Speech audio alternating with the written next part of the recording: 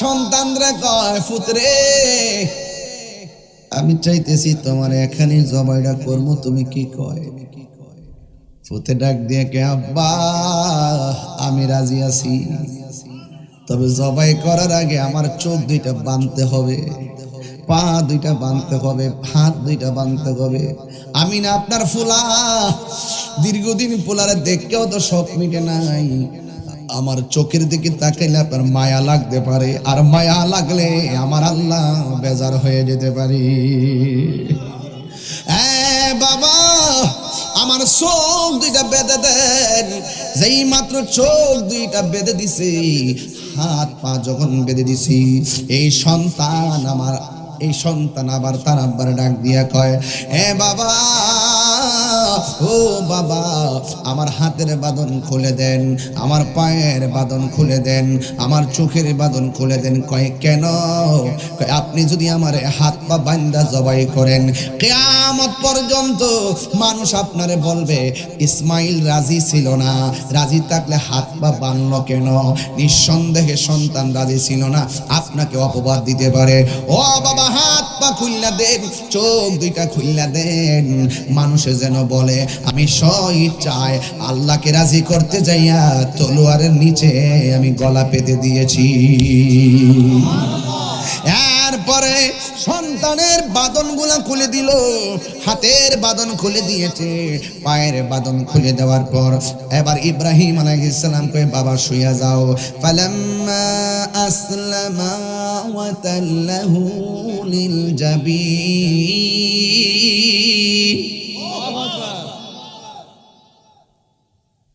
فلما أسلما وتله للجبين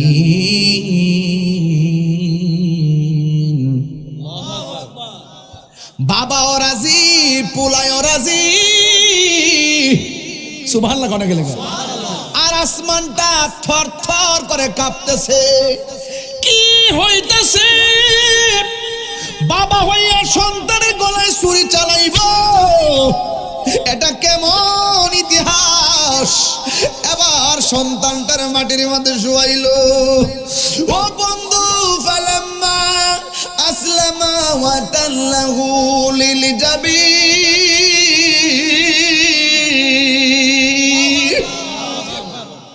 সন্তানটার মাটির মধ্যে শুয়াইয়া গলার মধ্যে যখন তলোয়ারটা ধরবে, ছুরিটা ধরবে, কিন্তু গলার ভিতরে ছুরি তো যায় না রে।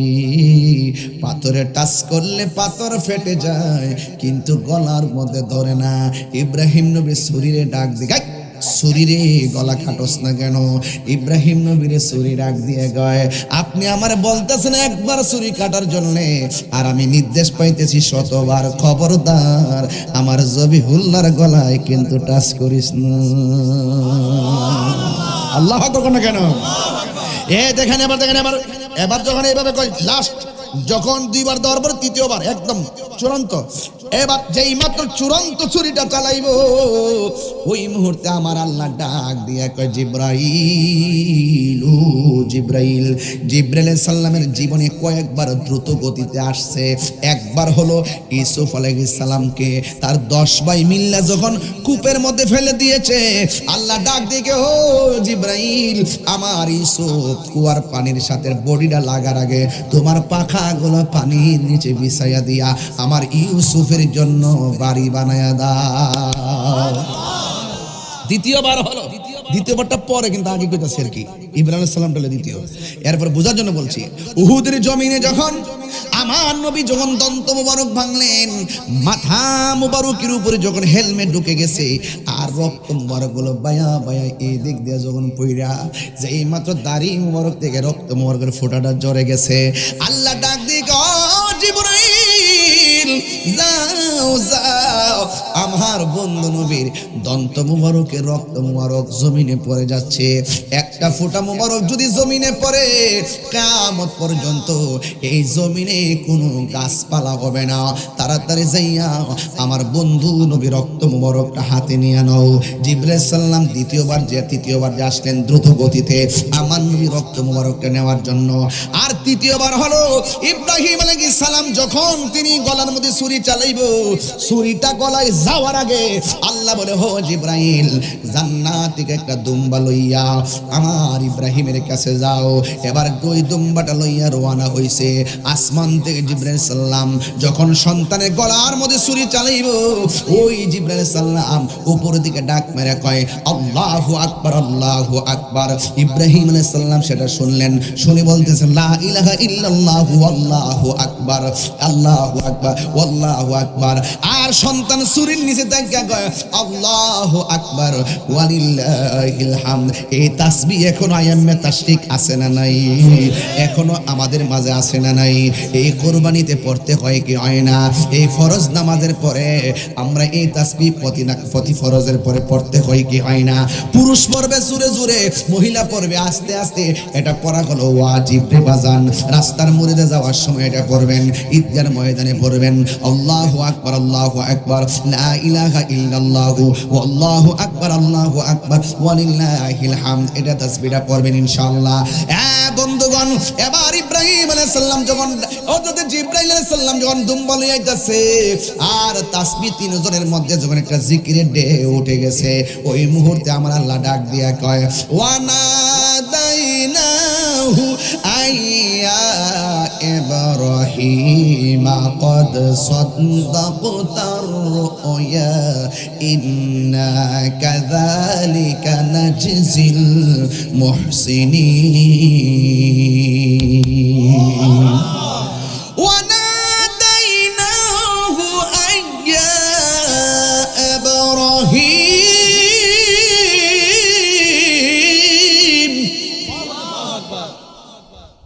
قد صدقت الرؤيا إنا كذلك نجزي المحسنين।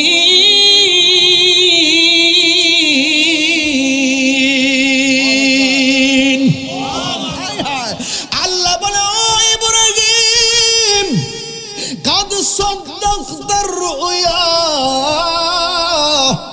তোমার স্বপ্ন সত্যই, যা দেখেছ আমি কবুল করেছি। তোমার স্বপ্ন আজ বাস্তবায়ন হয়েছে, তোমার স্বপ্ন সত্য হয়েছে। এভাবেই আমি আল্লাহ প্রেমিকদেরকে প্রতিদান দিয়ে থাকি। মদিনার ফাগুন আর দেখেছেন হযরত শাহ আলী বুগদাদি রহমতুল্লাহ আলাইহির মাজার আক্রমণ করেছে। সবাই এখন নির্দোষ হয়ে যায়, কেউ করে নাই, জিন আয়েশা করছে। তিনজনের ধরছে ফুটেজ দেখা, 100 জনের উপরে মামলা হয়েছে। এই মামলা করতে হবে। আমরা সুন্নিরা গিয়ে ওই মাজারগুলোকে সুরক্ষা করতে হবে, কারণ এই আল্লাহর ওলির মাজারগুলো এটি সুন্নিদের জায়গা। কথা কন ঠিক না বেটি?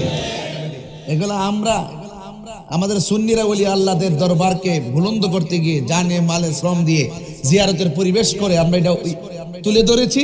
আর এই বাটফার গুলো মূলত আসছে কিন্তু বাক্সের টাকা খাওয়ার জন্য। কিসের টাকা খাওয়ার জন্য? বাক্সের টাকা খাওয়ার জন্য আসছে। দেখেছে ওই অনেকে এখানে গরু টরু আনে, পীর ফকিরা ওই যে মিসকিন টিসকিন যারা আছেন তারা খায়। ভাবছে যারা এখানে দিয়ে এটা দিয়ে অনেক লাভ আছে রে, ওরা আসছে বাক্সের টাকা আর গরু খাইবার লাগা। আর সুন্নি জামাতের তরিকাবন্দী যে কমিটিগুলো ছিল আগে, এই সুযোগে এদেরকে বাদ দিয়া ওরা এগুলা দখল করতো। দেখবেন প্রত্যেকটা মাজারের পাশে তাদের মাদ্রাসা দিয়ে দিছে, দিছিনি? তো এগুলো বুঝতে হবে না। আর আমরা যদি সাইরা দেই তারা এসে দখল করবে। তা আমরা জায়গাকে আমরা ছাড়তে পারবো? এজন্য প্রতিরোধ কমিটি গঠন করতে হবে। কি কমিটি? প্রতিরোধ কমিটি গঠন করতে হবে। প্রতিরোধ কমিটি গঠন কইরা সেখানে আমরা দাঁড়াইতে হবে, দাঁড়াইয়া বলতে হবে এটা ওলি আল্লাহর মাজার। এখানে কোনো ধরনের শরীয়ত বহির্ভূত কোনো কাজ চলবে না। কথা ঠিক আছে না বলেন? দায়িত্ব নিয়ে দাঁড়ায় বলতে হবে, ওলি আল্লাহদের মাজারের চত্বরে কোনো ধরনের বেহায়াপনা চলবে না, কোনো ধরনের নেশা পানি চলবে না। এগুলো আমরা বলবো আমাদের প্রতিষ্ঠানে। আরে আমার সন্তান যদি কোনো খারাপ হয়, আমার সন্তান আমি মানুষ করব, ওখানে আমরা দাঁড়াইতে হবে, দাঁড়ায় বলতে হবে যে এখানে তোমরা কোনো ধরনের নেশা পানীয় দ্রব্য, মাদকিয়া বা গাঞ্জা মাঞ্জা এগুলো চলবে না। এই প্রতিষ্ঠানগুলোকে সুরক্ষা করার জন্য, সুন্দর করে ধরে রাখার জন্য আমাদেরকে দায়িত্ব নিতে হবে। আমি অতি শীঘ্রই আমার একটা পরিকল্পনা আছে। এখন আহলে সুন্নাত ওয়াল জামাতের কার্যক্রম চলতেছে, সাধারণ সভা চলতেছে, কাউন্সিলিং আহ্বায়ক কমিটি চলতেছে। চট্টগ্রাম উত্তর, চট্টগ্রাম দক্ষিণ, মহানগর, পার্বত্য চট্টগ্রাম, খাগড়াছড়ি অলরেডি সাধারণ সভা হয়ে গেছে, পাবনা সাধারণ সভা হয়ে গেছে, গতকাল সিরাজগঞ্জ সাধারণ সভা হয়ে গেছে, আর ওই দিক দিয়ে সিলেট বিভাগের কার্যক্রম চলতেছে, এবং ওই দিক দিয়ে বরিশাল চলতেছে, কুমিল্লা চলতেছে। সব জায়গায় আমরা ধীরে ধীরে সাধারণ সভাগুলো করতেছি, এবং আহ্বায়ক কমিটি করে করে আমরা কাউন্সিলিং নির্ধারিত ডেট আমরা করে কেন্দ্রের কাছ থেকে ডেট নিয়ে আমরা কাউন্সিলিং পদ্ধতিতে আগাচ্ছি। আগানোর বাহিরেও আমার আরেকটা পরিকল্পনা আছে ইনশাল্লাহ। এগুলো আমরা যখন এই কাজটা শেষ করব ইনশাল্লাহ, আমরা কি এখানে বিচ্ছিন্ন নাকি ঐক্যবদ্ধ? আরে বলেন না, আমরা কি বিচ্ছিন্ন নাকি ঐক্যবদ্ধ? আমরা সবাই ঐক্যবদ্ধ। যোগ্যতার ভিত্তিতে আমরা ইনশাল্লাহ কমিটিগুলোকে সাজাবো। আল্লাহ যেন কবুল করে, আমিন কর। আমরা কাউকে বাদ দিতে চাই না। তবে একটা কথা মনে রাখবেন, অনেক সাধনার পরে, অনেক কষ্টের পরে আমরা আহলে সুন্নাত ওয়াল জামাতের আকাবিরিনগণ তারা ত্যাগ তিতিক্ষা স্বীকার করে উদার মনে ঐক্য হয়েছে। এই বাগান যেন কেউ বিনষ্ট করতে না পারে। কথা বলেন ঠিক না ঠিক? সবাইকে আমার কথা রাজি আছেন? সবাইকে রাজি আছেন? কারা কারা রাজি আছেন হাত তোলেন। আমরা কি এক আছি তো ইনশাল্লাহ? ডাক দিলে মাঠে পাওয়া যাবে তো ইনশাল্লাহ?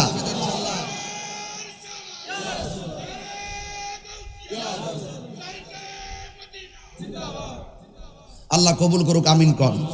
আমি বলছিলাম এই দুনিয়াটা পরীক্ষার জায়গা। আপনি যত পরীক্ষা দিবেন বাজি, আপনার যদি জ্বর উঠে আপনি কষ্ট নিয়েন না। হাদিস শরীফে আছে, যার জ্বর উঠে এই জ্বরের মাধ্যমে তার সগীরা গুনাহ মাফ হয়ে যায়।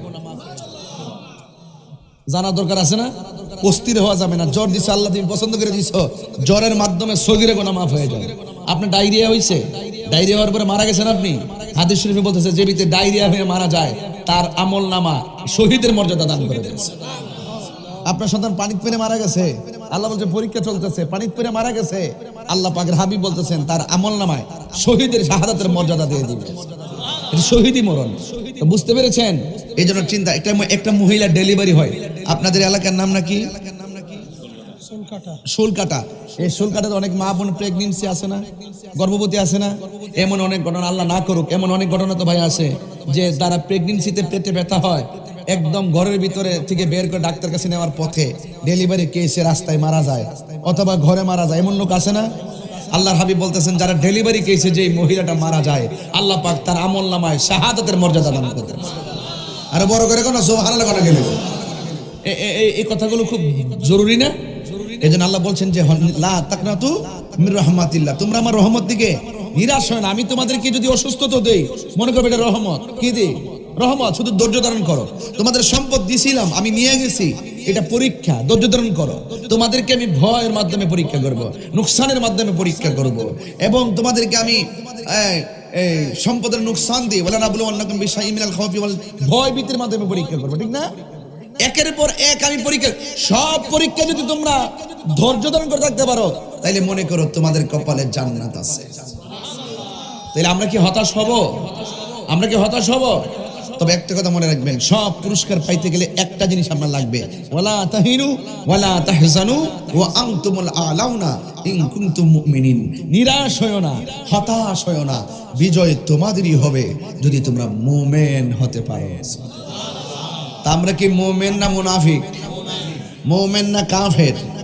মুমিন। এই জন্য আমাদের বিজয় অবশ্যম্ভাবী। এই জন্য অবশ্যই আপনাদের সকলকে ঈমানের উপর অটল থাকতে হবে। এই যে দেখেন হজের মাস এসে গেছে, হজের মাস আসছে না? হজের মাস এসে গেছে। এই যে লক্ষ লক্ষ মানুষ আজকে তারা তাওয়াফ করতেছে, কথা কি সঠিক? মদিনার পানে ছুটছে, সঠিক? এই হজের হাজীদের সঙ্গে যেন আল্লাহ পাক আমাদের সকলকে, ষোলকাটার মানুষগুলাকে যেন, আনোয়ারের মানুষগুলাকে যেন কবুল করে বলুন আমিন। পৃথিবীর প্রথম ঘর কোরআনেতে বাঁকা, বন্ধুর নামের মিম দ্বারা করেছে মাকা। সুবহানাল্লাহ না। পৃথিবীর প্রথম ঘর কোরআনেতে বাঁকা, বন্ধুর নামের মিম দ্বারা করেছে মাকা। আল্লাহ আল্লাহ আল্লাহ আল্লাহ আল্লাহ লা ইলাহা ইল্লাল্লাহ। আল্লাহ আল্লাহ আল্লাহ আল্লাহ আল্লাহ লা ইলাহা ইল্লাল্লাহ। যেথায় লক্ষ কোটি হাজিদের প্রেম মেলা, লাব্বাইক লাব্বাইক বলে লা শারিকা লা। যেথায় লক্ষ কোটি হাজিদের প্রেম মেলা, লাব্বাইক লাব্বাইক বলে লা শারিকা লা। আল্লাহ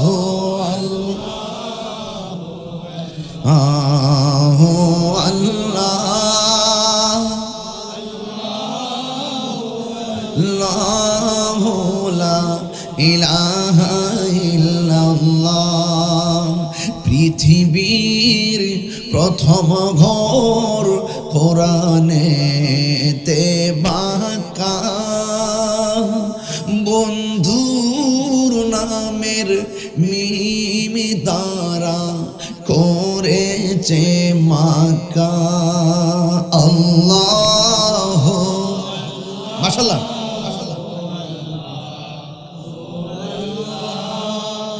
আল্লাহ আল্লাহ লা ইলাহা ইল্লাল্লাহ।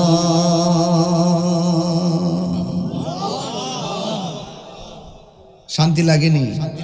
কথা বলে না, শান্তি লাগেনি? নবীর নামের মর্যাদার কথা শুনলে শান্তি লাগে। শুধু নবীর নাম না, শুধু নবীর নামের প্রথম অক্ষরটা শুননাই কলিজা ফানা হয়ে গেছে। কথা বলেন ঠিক না বেটি? এই জন্য এই পৃথিবীটা পরীক্ষার জায়গা। এই যে খানায় কাবা যা হচ্ছে, যে যে দূরাদূরি হচ্ছে, সবগুলো কিন্তু পরীক্ষার নিদর্শন। কথা বলেন ঠিক না বেটি? আল্লাহ রাব্বুল আলামিন বলেন, আমি আল্লাহ রাব্বুল আলামিন তোমাদেরকে পরীক্ষা করব, আর এই পরীক্ষায় যারা অটল থাকতে পারবে, আমার আল্লাহ বলেন ইন্নাল্লাহা মা'আস সাবিরিন, নিশ্চয়ই আমি আল্লাহ ধৈর্যশীলদের সঙ্গে রয়েছি। ও আনোয়ারের বাবা, কি ভাষায় আমি কথা বলে দিয়ে যাব। এই জন্য যুগে যুগে যুগে যুগে সব নবীগণকে আমার আল্লাহ পরীক্ষা করেছেন। ইব্রাহিম নবীকেও আমার আল্লাহ পরীক্ষা করেছেন। একটা নয়, দুইটা নয়, 10টা পরীক্ষা আমার আল্লাহ ইব্রাহিম আলাইহিস সালামকে পরীক্ষা করেছেন। এর মধ্যে একটা পরীক্ষা হলো ইব্রাহিম নবীর জবানের ভিতরে শুধুমাত্র লা ইলাহা ইল্লাল্লাহ ইব্রাহিম খলিলুল্লাহ। সুবহানাল্লাহ কোন কি লেখা? লা ইলাহা ইল্লাল্লাহ ইব্রাহিম খলিলুল্লাহ। এটাই ছিল ইব্রাহিম আলাইহিস সালামের উম্মতের কালিমা। ও বন্ধু, ইব্রাহিম নবীর উম্মত কোনদিন ফতোয়া তুলে নাই লা ইলাহা ইল্লাল্লাহর পাশে ইব্রাহিম খলিলুল্লাহ বলা যাবে না। ঈসা নবীর উম্মত কোনদিন ফতোয়া তুলে নাই লা ইলাহা ইল্লাল্লাহ ঈসা রুহুল্লাহ বলা যাবে না। দাউদ আলাইহিস সালামের উম্মত কোনদিন ফতোয়া তুলে নাই লা ইলাহা ইল্লাল্লাহ দাউদ খলিফাতুল্লাহ, এই কথা ফতোয়া তুলে নাই বলা যাবে না। নূহ নবীর উম্মত কোনদিন এই ফতোয়া ফতোয়া তুলে নাই লা ইলাহা ইল্লাল্লাহ নূহ নাজিউল্লাহ বলা যাবে না, এই ফতোয়া তারা তুলে নাই। হযরত আদম আলাইহিস সালামের উম্মত কোনদিন বলে নাই লা ইলাহা ইল্লাল্লাহ আদম সফিউল্লাহ বলা যাবে না। যুগে যুগে সব নবীগণ কালিমা নিয়ে এসেছিলেন। নবীগণের কালিমা হলো লা ইলাহা ইল্লাল্লাহ, আর নবীর উম্মতের কালিমা হলো নবীদের নাম উল্লেখ করে কালিমা। হ্যাঁ বন্ধুগণ, বড় দুঃখ লাগে, কষ্ট লাগে, সব নবীদের নবী হলো আমার নবী।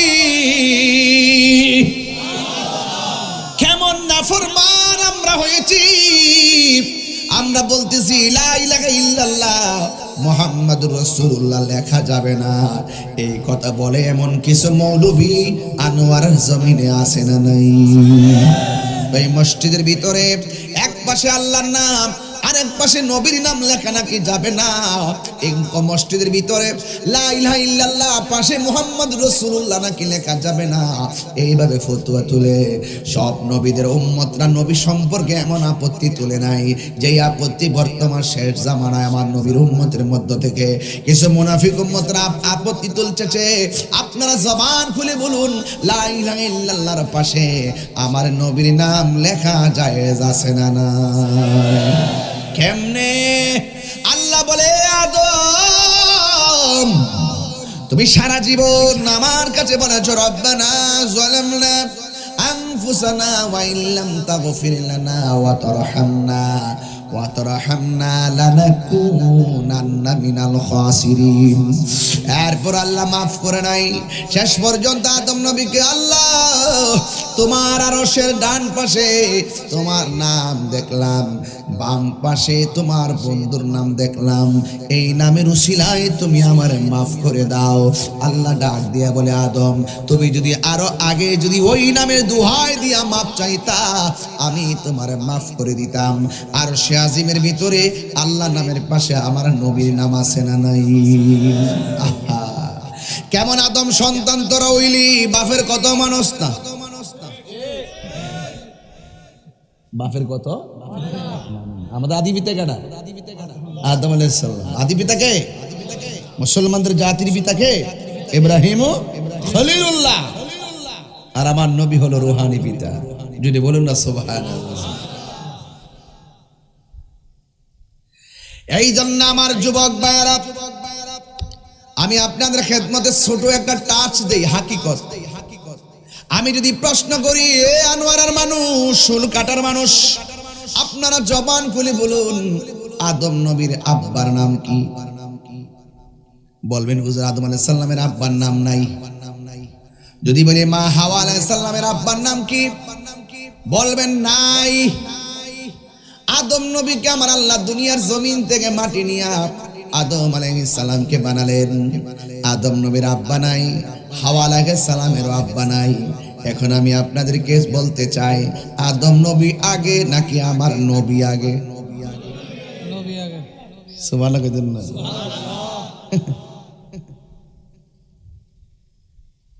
দুনিয়াতে আসার পরে আদম আলাইহিস, আসার পরে আব্দুল্লাহ আর মা আমেনা। কথা কোন ঠিক না বেটে?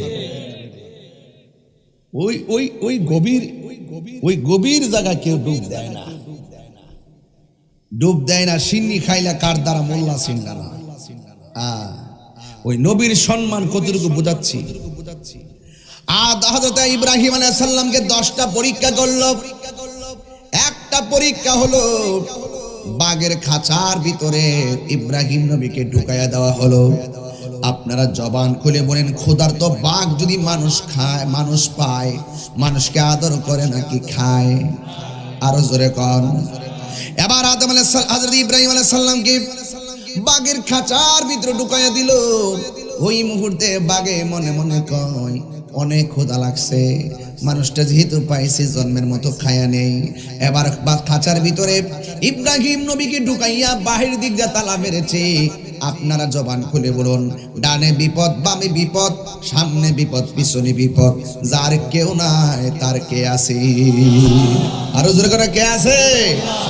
তার আল্লাহ আছে।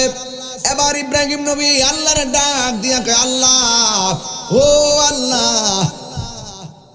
জেলখানার শিকল বন্দি আমি ভিতরে বাঘের কাছে বন্দি। এখন তো বাঘ আমারে খেয়ে ফেলবে, তবে বাঘ খাক না খাক কিন্তু আমার যতদিন হায়াত আছে আমি বাঁচবো। তবে একটা কথা আল্লাহ আপনাকে বলি, আমার যদি মরণ দিবেন, বাঘ হোক কিংবা স্বাভাবিক হোক, কিন্তু আমার নামাজরত অবস্থায় আমার মরণ দিবেন। এবার বাঘ ইব্রাহিম নবীকে পেয়ে গর্জন দেওয়া শুরু করলো। ইব্রাহিম নবী নামাজের মধ্যে দাঁড়ায় গেল। দাঁড়ানোর পরে যখন তিনি হাতটা বাঁধলেন, রুকুতে গেলেন, বাঘটাও চতুর্পাশে ঘুরতেছে, কিন্তু বাঘের শরীরের মধ্যে কোনো টাচ করে না।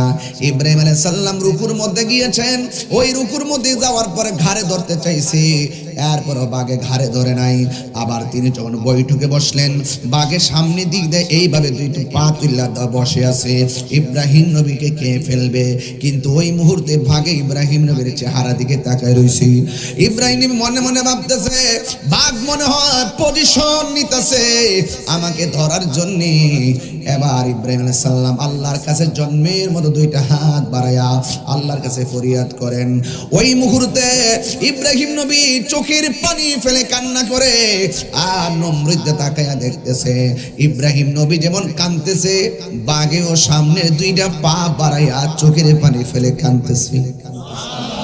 আর জোরে কোন সুবহানাল্লাহ। বন্ধুগণ আমার, এবার নমরুদ দেখা খাস্তা গিল লাগা, বাঘ এমন ভাবে নমরুদের দিকে তাকাইছে। আর ওই মুহূর্তে ইব্রাহিম আলাইহিস সালাম দোয়া কইরা মুখের মধ্যে হাতটা যখন মেসেজ করলো, মেসেজ করার পরে বাঘ ইব্রাহিম নবীর দিকে তাকাইয়া, ইব্রাহিম নবী মনে মনে ভাবতেছে, মনে হয় দোয়া করা পর্যন্ত বুঝি বাঘে অপেক্ষা করতেছে, এখনই তো আমাকে খেয়ে ফেলবে। এবার নমরুদে তাকাইয়া দেখতেছে ইব্রাহিম নবী যেমন করে জেলের ভিতরে খাঁচার ভিতরে মাটির মধ্যে সেজদা দিয়েছিল, সেজদা দেওয়ার পরে কপালের ভিতরে মাটি লেগেছে, ধুলা বালি লেগেছে। আর ইব্রাহিম নবী কয়, আমি যখন বাঘের সামনে বসে রইলাম, আমি তাকাইয়া দেখলাম বাঘের জিহ্বা দিয়ে আমার কপালের ধুলা বালিগুলা পরিষ্কার করে দিতেছি। এই আওয়াজে মানি না জোরে কোন সুবহানাল্লাহ। এবার যুবক ভাইয়ের আমার, ও আল্লাহ ডাক দেখে, ইব্রাহিম আমি তোমারে পরীক্ষা দিয়েছি, পরীক্ষার মধ্যে তুমি পাশ করেছো। আল্লাহ বলেন ইস্তাইনু বিসসবরি ওয়াসসালাহ। দেখেন সালাতের আগে সাহায্যের কথা বলছেন, তোমরা সাহায্য চাও কিসের মাধ্যমে? তো বিসসবরি, ধৈর্যের মাধ্যমে। এরপরে বলছে সালাহ। ইব্রাহিম নবী খাঁচার ভিতরে গিয়ে বিচলিত হন নাই, ধৈর্যের সাথে দাঁড়ায় গেছে। এই জন্য যত বিপদ আসবে ধৈর্যের সাথে মোকাবেলা করবেন। আপনারা জবান খুলে বলেন, ধৈর্যশীলদের সঙ্গে আমার আল্লাহ আছে না না? ইব্রাহিম নি ধৈর্যের ফসল হিসাবে এবার ওই কপালের ধুলা বালিগুলো বাঘ পরিষ্কার করে দিয়েছে। বাঘরে বাঘ, তুই আমারে খাইলি না কেন? বাঘে জবান খুলে যায়, বাঘে ডাক দিয়ে, ইব্রাহিম গো, আমি যখন আপনার দিকে তাকাইলাম, আপনার কপালের মধ্যে দেখলাম একটা নূর চমকাইতেছে। আরো জোরে বলে না সুবহানাল্লাহ। আল্লাহ ডাক দিয়ে কয়, হে ইব্রাহিম,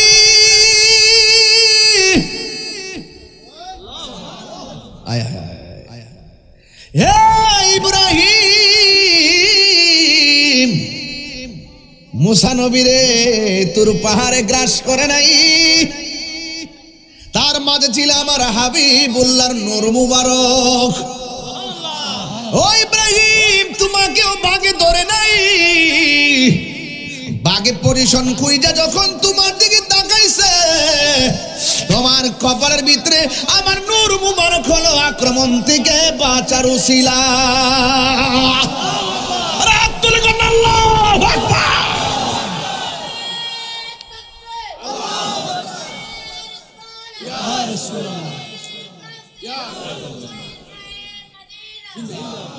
আল্লাহু আকবার বলেন। আমাদের জীবনে পরীক্ষা আসতে পারে কি পারে না? অন্তরে যদি নবীর মহব্বত থাকে, দুনিয়ার মানুষ কেন, আজরাইল দরজাতে আসলে আপনারে সালাম দিব। জোরে কোন ঠিক কিনা? আজরাইল আপনারা সালাম দিব। নবীর প্রেম এমন জিনিস। ইব্রাহিম নবী সেখান থেকে উদ্ধার হয়ে গেল। এরপরে নমরুদ কয়, সব জায়গায় জাদু চলে, আগুনের মধ্যে পাওয়ার চলে না। সুন্দর করে গর্ত মর্ত কইরা ইব্রাহিম নবীর আগুনে ফেলে দিছে। নমরুদ কয় আগুন কাঠ পুইরা সব শেষ হইয়া গেছি।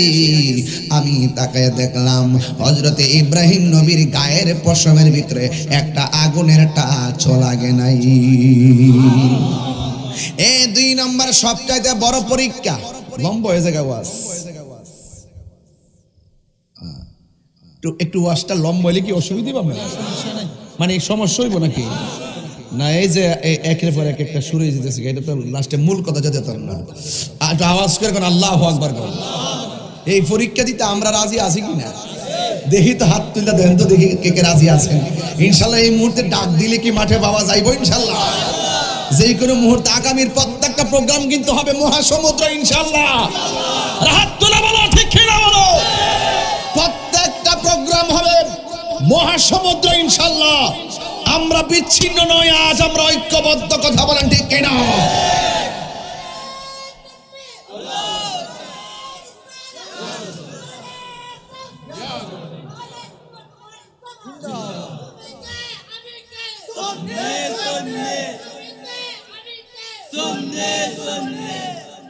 আমার যুবক ভাইরা, ওয়া'লামু আন্নাল্লাহা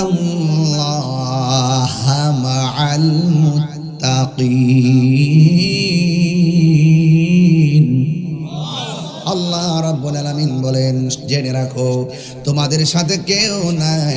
আমি আল্লাহর ভয় যদি তোমাদের অন্তরে থাকে, আমি আল্লাহ রাব্বুল আলামিন তোমাদের সঙ্গে রয়েছি।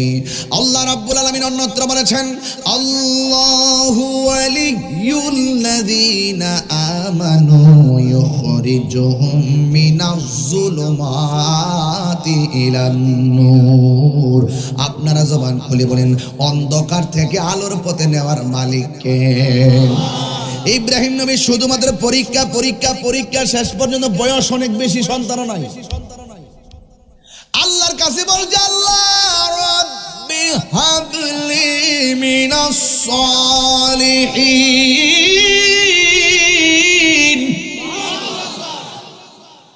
আল্লাহ তুমি তো পরীক্ষা দিতেছো, আমারে তুমি একটা নেক সন্তান দান করে দাও। আল্লাহ বলে কবুল। জোরে কোন সুবহানাল্লাহ। এবার কবুল হয়েছে কার ঘরে জানেননি? সারার ঘরে সন্তান নাই। যেই মহিলার ঘরে সন্তান হয় না তারে জিজ্ঞাসা করবেন, বোন আমার, তোমার যে সন্তান নাই, সংসার করতেছ, 2 বছর হইয়া গেছে সন্তান নাই, 8 বছর হইয়া গেছে সন্তান নাই, 12 বছর হইয়া গেছে সন্তান নাই। সমাজের অনেক মানুষ আছে, যদি মহিলার ঘরে সন্তান না হয় অনেক সময় ধর্মের দোহাই দিয়ে, অনেক ইশারা দিয়ে কথা কয়, এর লাগে তোর ঘরে বাচ্চা হয় না, এই জন্য তোর ঘরে সন্তান হয় না। এমন কিছু মানুষ সমাজে আছে না নাই? আপনারা জবান খুলে বলেন, সন্তান দেওয়ার মালিক কে?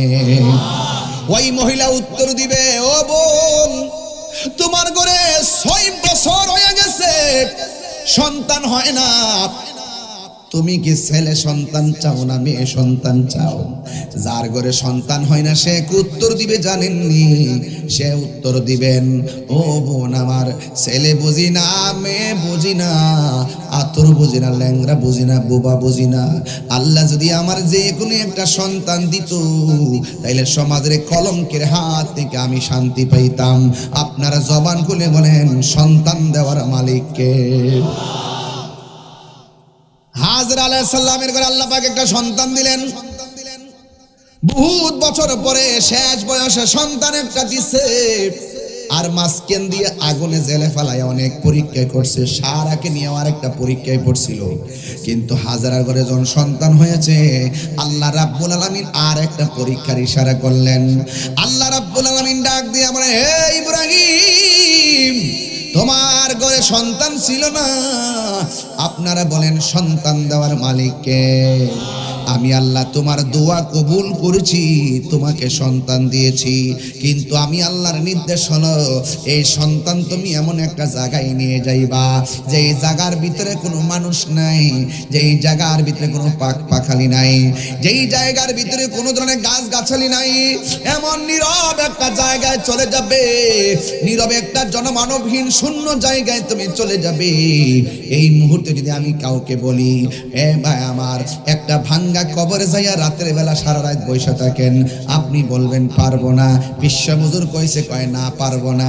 আম্মা কইছে, কয় না পারবো না, আমার ডর লাগে।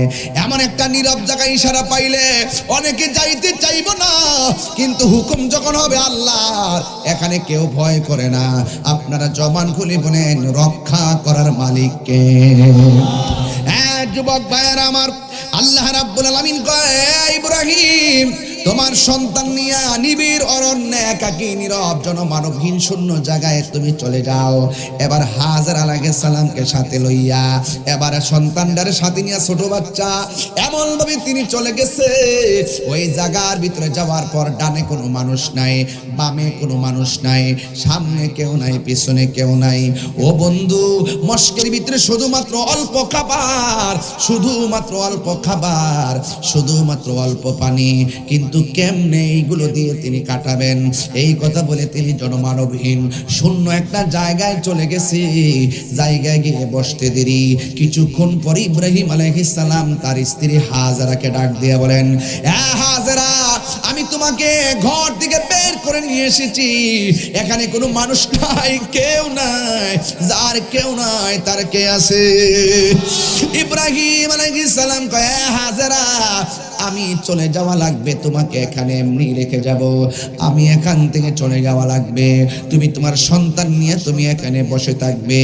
হাজরা আলাইহিস সালাম কয়, স্বামী গো, ও স্বামী, আমি হইলাম একা, আমার সন্তান একা, আপনি চলে গেলে আমি একটা মহিলা মানুষ কেমনে এই মরুভূমির বালুর মধ্যে থাকবো?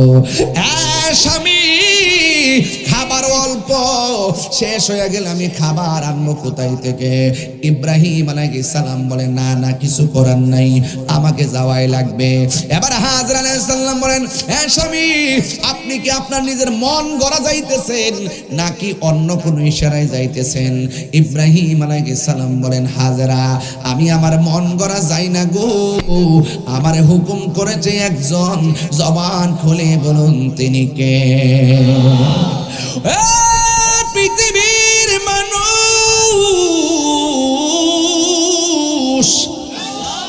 হাজরা আলাইহিস সালাম বলে, স্বামী গো, এতক্ষণ আপনার সঙ্গে পেশাল করেছি, আমাকে নিয়ে ভেবেছি, আমার সন্তানকে নিয়ে ভেবেছি, খাবার নিয়ে ভেবেছি, হুকুম যদি আল্লাহর হয় আপনি নির্দ্বিধায় চলে যান, আমার আল্লাহ আমার এবং আমার সন্তানকে না খাওয়ায় মারবে না।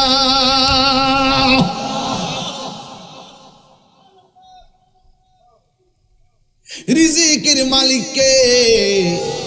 এবার হযরত ইব্রাহিম আলাইহিস সালাম চলে গেলেন। ইব্রাহিম নবী যখন চলে গেলেন, হাজরা আলাইহিস সালাম সন্তানকে নিয়ে মরুভূমির বালিতে। আর দিনের বেলা যেমন তেমন, রাত্রটা কেমন কাটে, নাই কোনো তাবু, নাই কোনো বাড়ি, নীরবে নীরবে কেমনে কাটাই রে দুধের বাচ্চাটারে লইয়া। এবার ইব্রাহিম আলাইহিস সালাম চলে গেছে আল্লাহর হুকুমে, হিজরত করলো। আর এই দিক দিয়া খাওয়ান শেষ হইয়া গেল। ছোট বাচ্চা তো বাড়ি খাবার খাইতে পারে না, মায়ের স্তনের মধ্যে দুধ, কিন্তু যখন খাওয়ান থাকে না, পুষ্টিকর খাবার থাকে না, মায়ের স্তনের মধ্যে দুধ থাকে না। বন্ধু, মায়ের দুধের দাম আছে না নাই? আঙ্গুর দেশের পোলা পান্ত 2 কেজি আঙ্গুর ফল খাওয়াইয়া মনে করে মায়ের ঋণটা শোধ করে বেড়াইছে না রে না।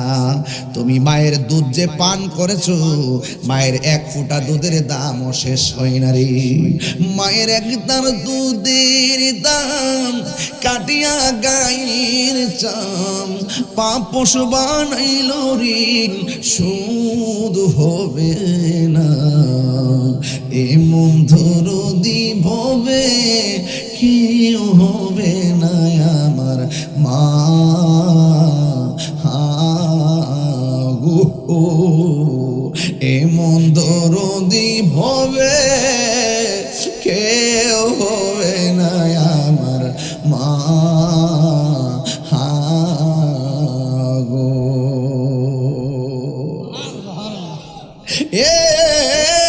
ষোলো কাটার বাবা, ওয়াজির ভিতরে মার কথা বলছি। আমি তাহিরি যদি 2 সেকেন্ডের জন্য ভালো লাগে তাকে রে আব্বা, জীবনে কোনোদিন বুড়া বাপটারে ধমক দিও না।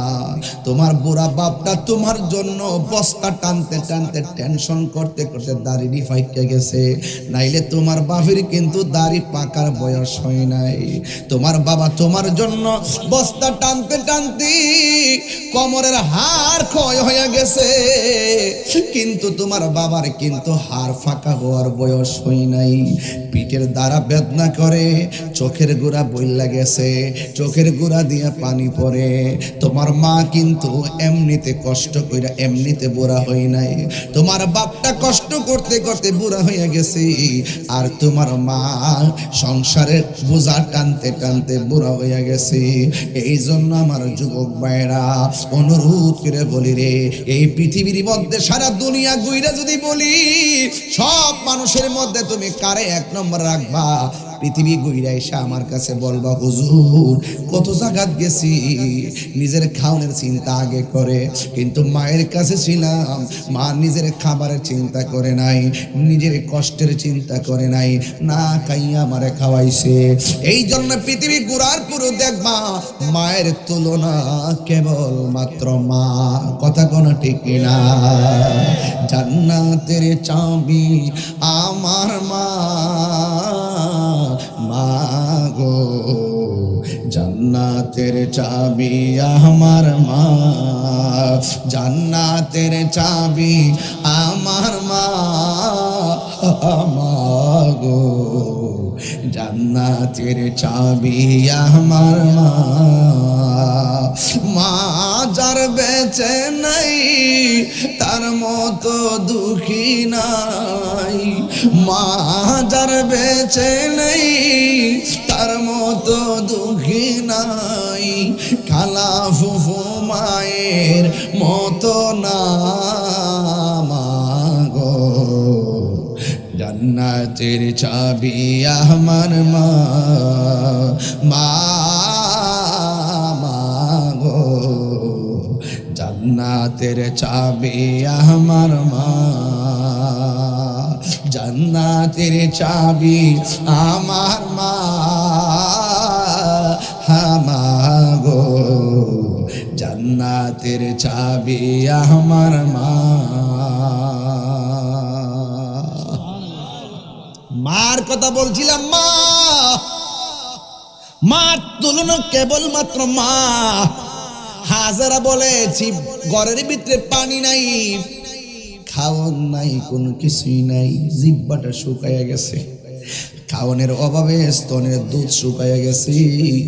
আমি না যেমন তেমন একদিনের জায়গায় 3 দিন না খাইয়া থাকবো, কিন্তু আমার জাদুমণির কষ্ট আমি মায়ের সহ্য হয় না। আপনারা যখন কোনি বলেন নিঃস্বার্থে যেই মানুষটা ভালোবাসে ওই মানুষটার নাম কি? নিঃস্বার্থে ভালোবাসে শুধু আমার মা, ববে যার তুলনা নাই, নিঃস্বার্থে ভালোবাসে শুধু আমার মা, ববে যার তুলনা নাই। সেই মা তোমার চলে গেলে গো,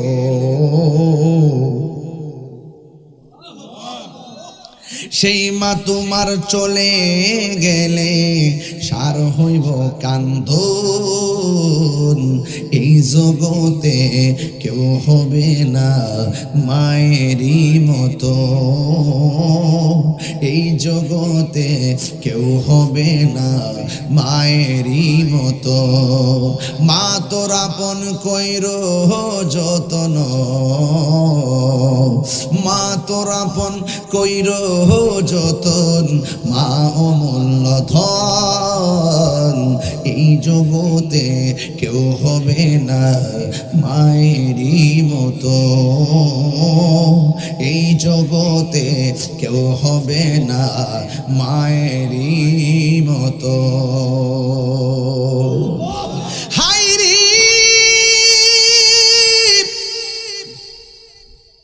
ও শুলকাটা গৌসিয়া মইনিয়া ইসলামী সুন্নি সংগঠনের বন্ধু, ও আনোয়ার বাবা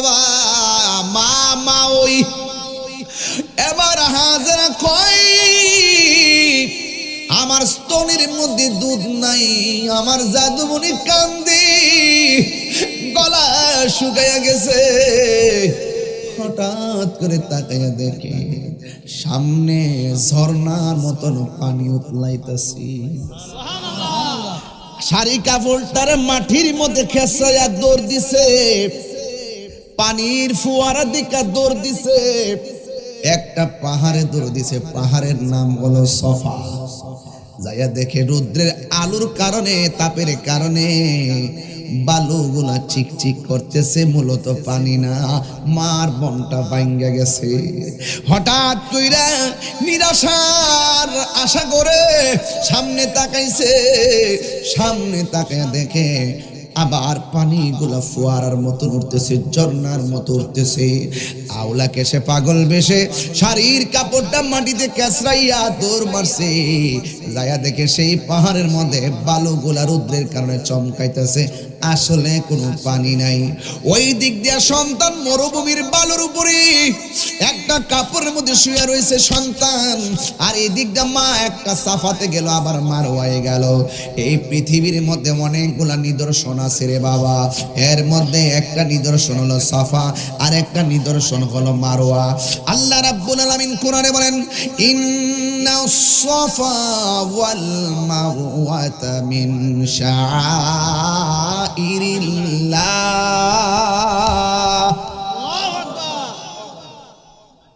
আপনাদের কি কষ্ট হচ্ছে? কারণ সামনে কুরবানির ঈদ। অনেকে বলবে যে হজের মাসে কি ওয়াজ করলো। প্রসঙ্গ তো আছে, মেরাজ আসলে মেরাজের ওয়াজ করি, মহরম আসলে মহরমের ওয়াজ করি, পবিত্র ঈদে মিলাদুন নবী সাল্লাল্লাহু আলাইহি ওয়াসাল্লাম আসলে ওই ঈদে মিলাদুন নবী সাল্লাল্লাহু আলাইহি ওয়াসাল্লামের ওয়াজ করি। এখন যদি এই ওয়াজটা না করি হক আদায় হবে না। ঠিক না বেঠিক? আপনারা জবান খুলে আবার আওয়াজ করবেন আল্লাহু আকবার। ইন্না সাফা ওয়াল মারওয়াতা মিন শাআইরিল্লাহ।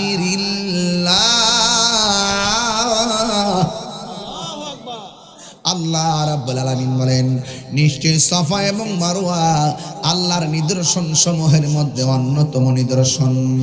এই হাজরা একবার সাফায় গেল, সাফা থেকে মারওয়া গেল, মারওয়া থেকে সাফায় আসলো, সাফা থেকে মারওয়া গেলেন। এমন ভাবে সাফা মারওয়া একবার নয়, দুইবার নয়, হযরতে হাজেরা 7 বার পানি দেখে দেখে দৌড় দেয়, কিন্তু গিয়ে দেখে পানি নাই। রৌদ্রের আলোতে বালুগুলা চকচক চকচক করতেছে। এই হাজরা শেষ পর্যন্ত ওই মারওয়ার পানে বৈশা দুইটা হাত আমার আল্লাহর দরবারে বাড়াইয়া দিলেন। ইন দি মিন টাইমে সাফা পাহাড়ের মধ্যে হাত বাড়াইয়া দিলেন। এবার হাত যখন বাড়াইয়া দিলেন, আমার আল্লাহ রাব্বুল আলামিন ডাক দিয়া কয়, এ জিবরাইল, আমার হাজরা যাইয়া বলে দে আমি আল্লাহ দূর পছন্দ করে ফেলেছি, সন্তানের কাছে যেন চলে যায়।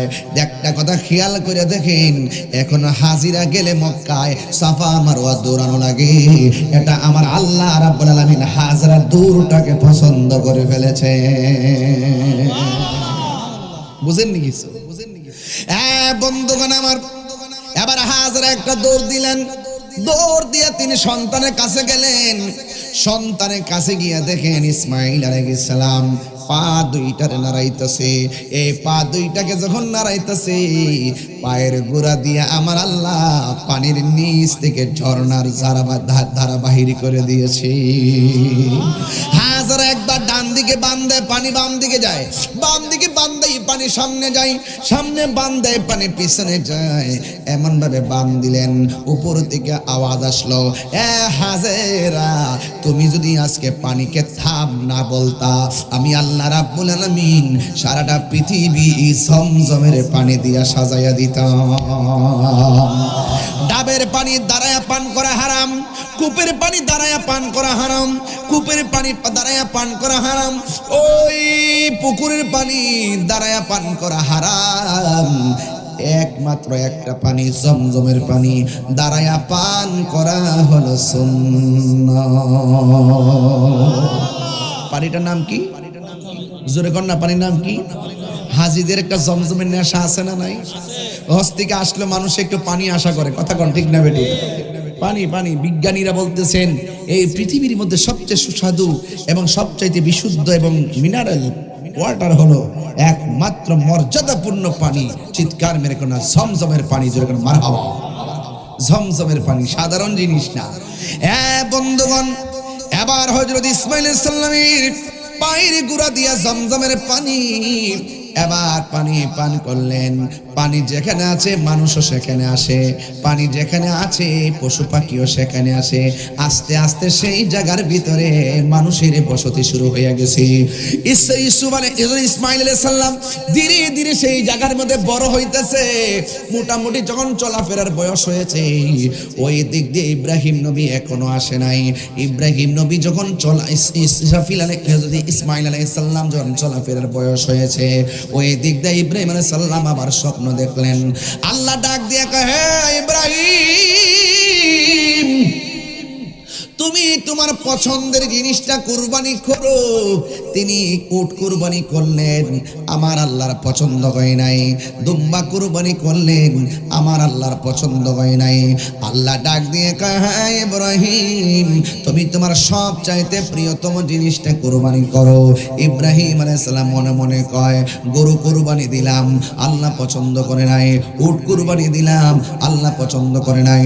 কুরবানি যত প্রাণী আছে সব কুরবানি দিলাম, এরপর আল্লাহর পছন্দ হয় নাই। বুঝেছি গরুর চাইতে, দুম্বার চাইতে, সব চাইতে আমার কাছে প্রিয় হলো আমার সন্তান ইসমাইল। যদি প্রয়োজন হয় আল্লাহকে রাজি করতে যাইয়া ইসমাইল রে আমি কুরবানি করে দিব। আজকাল বাজারে বাজারে গরু ওঠে, সেদিন যদি ইসমাইল হাসান কুরবানি হতো, বাজারে বাজারে মানুষ উঠতো।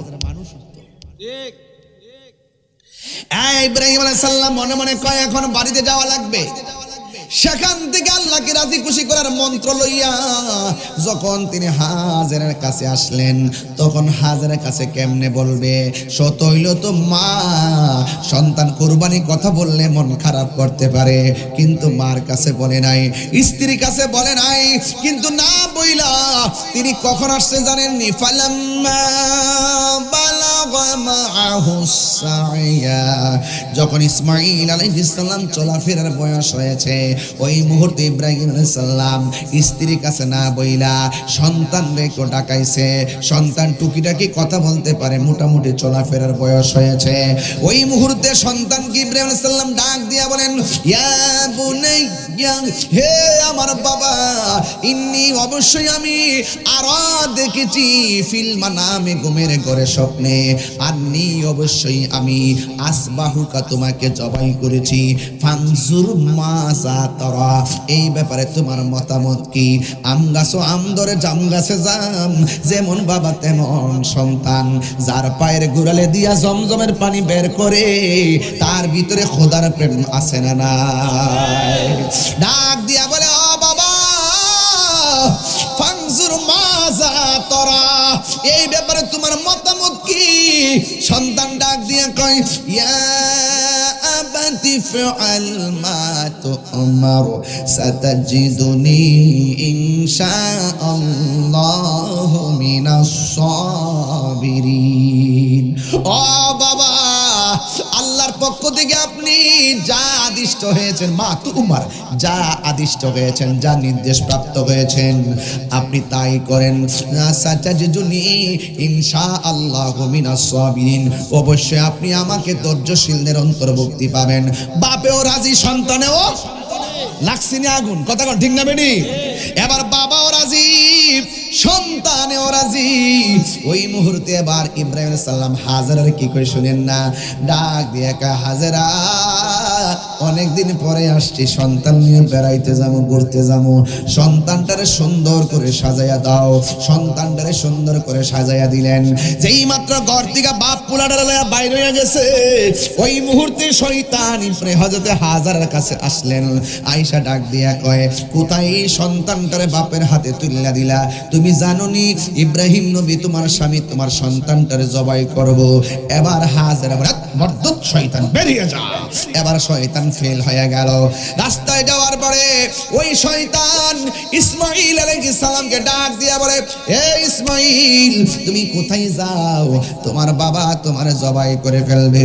একবার তার ডিল মারলেন পাথর দিয়া, দুইবার তার ডিল মারলেন পাথর দিয়া, তিনবার মারলেন, চারবার মারলেন, 7 বার ডিল মারলেন।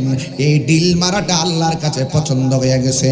আল্লাহ কয়, হাজিরা রে, কিয়ামত পর্যন্ত আইবি, এখানে পাথর মারা লাগবো। আর জোরে জোরে কোন সুবহানাল্লাহ। সোনার মদিনা বহুদূরে, সোনার মদিনা বহুদূরে, কিন্তু মদিনাওয়ালা আমার অন্তরে, কিন্তু মদিনাওয়ালা আমার অন্তরে, আমার অন্তর জুড়ে মদিনায় আছে রে, অন্তর জুড়ে মদিনায় আছে রে, মদিনা মদিনা বলে জিকির করে রে, মদিনা মদিনা বলে জিকির করে রে। যে গিয়েছে একবার সোনার মদিনা, তাহার মনে আর কোনো দুঃখ রইল না, তাহার মনে আর কোনো দুঃখ রইল না। যে গিয়েছে একবার সোনার মদিনা, তাহার মনে আর কোনো দুঃখ রইল না, তাহার মনে আর কোনো নাই। আমার অন্তর জুড়ে মদিনায় আছে রে, অন্তর জুড়ে এ মদিনা মদিনা বলে জিকির করে রে, মদিনা মদিনা বলে জিকির করে রে। বলা যাবে না।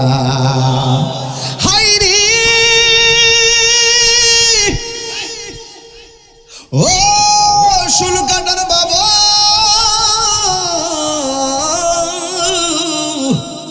যার কেউ নাই তার কে আছে। সত্যের পথে অনেক কাটা হবে, কাটা বেদ করে সামনে যাওয়ার নাম হলো হিদিনা সিরাতাল। কাটা তো সবার জন্য হবে না, ফুলসিরাত তো সবার জন্য কঠিন হবে না। প্রেমিকের জন্য পৃথিবী সমান প্রশস্ত হবে। চিৎকার মেরে কন্যা সুবহানাল্লাহ। वो जाने वाले हाजी जब जाओ तुम मदीना दरबार मुस्तफा में मेरा सलाम कहना। वो जाने वाले हाजी जब जाओ तुम मदीना जब जाओ तुम मदीना दरबार मुस्तफा में मेरा सलाम कहना। सुभान अल्लाह। कौन है रे 7 बार दिल मारलो কয় বার হাজিরা গেলে কিছু মুরব্বি দিহি 7-8 এমনি ভিতরে ঢুকাইয়া ইটাটা লইয়া জুরু জুরে শয়তানটার কপালটার মধ্যে মানে আমার আম্মা যখন গিয়ে উমরা করতে বুঝছিস না ভাই না যাওয়ার পরে এই যে হাঁটুর মধ্যে বেদনা, আম্মার ডায়াবেটিস হলো 20, এরপরে ওই উমরা যাওয়ার পরে শক্তি পাইছে, এরপরে বাবারে ভাত তো লইয়া এমন বাবারে লইছে লইয়া দিয়ে যে বিড়ি যে দৌড় মারছে রে আমার আম্মা আমার সামনে ওই ফাল দিয়া কই শয়তানকে দিয়া লই একবার এমনি লইয়া একবারে ও হাবিটার কপালে মানে শয়তানটা কপালে মারছে।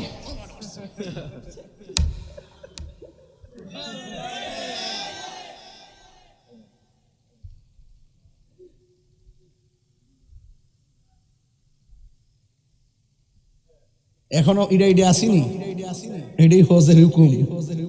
দৌড়াদৌড়ি আসেনি, হজের হুকুম। বাবা শুধু খানকাত বয় হুকুম না, প্রেমের সাথে দূরাদূরিও হুকুম। আরে বড় কইরা কন্যা সুবহানাল্লাহ কন্যা গেলে গিয়া বলেন ইজ্জতের মালিক কে রে? সোজা চলে গেছে মিনার প্রান্তরে। সন্তানের বাপ একটা মাঠে,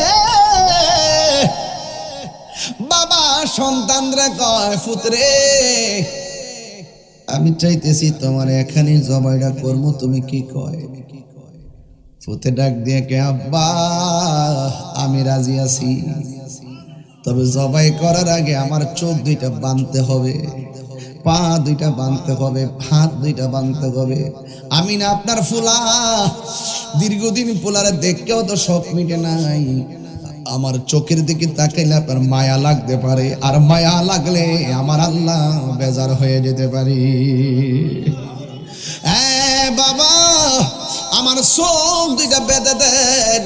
যেই মাত্র চোখ দুইটা বেঁধে দিছে, হাত পা যখন বেঁধে দিছি, এই সন্তান আবার তার আব্বার ডাক দিয়া কয় বাবা ও বাবা আমার হাতের বাঁধন খুলে দেন, আমার পায়ের বাঁধন খুলে দেন, আমার চোখের বাঁধন খুলে দেন। কয় কেন?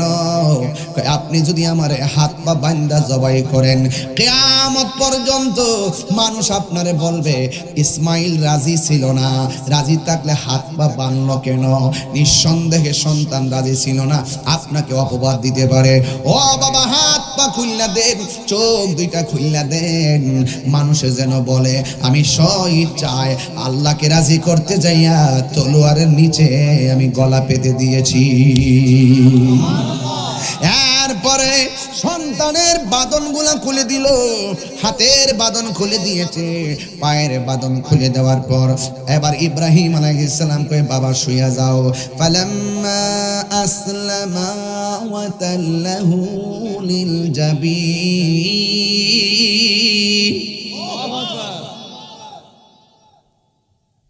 فلما أسلما وتله للجبين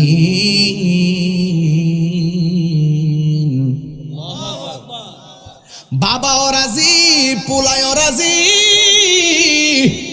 সুবহানাল্লাহ কোনে গেলে আর আসমানটা থর থর করে কাঁপতেছে। কি হইতেছে? বাবা হইয়া সন্তানের গলায় ছুরি চালাইব, এটা কেমন ইতিহাস? এবার সন্তানটার মাটির মধ্যে শুয়াইলো। ও বন্ধু ফালাম্মা আসলামা ওয়া তাল্লাহু লিল জাবিন,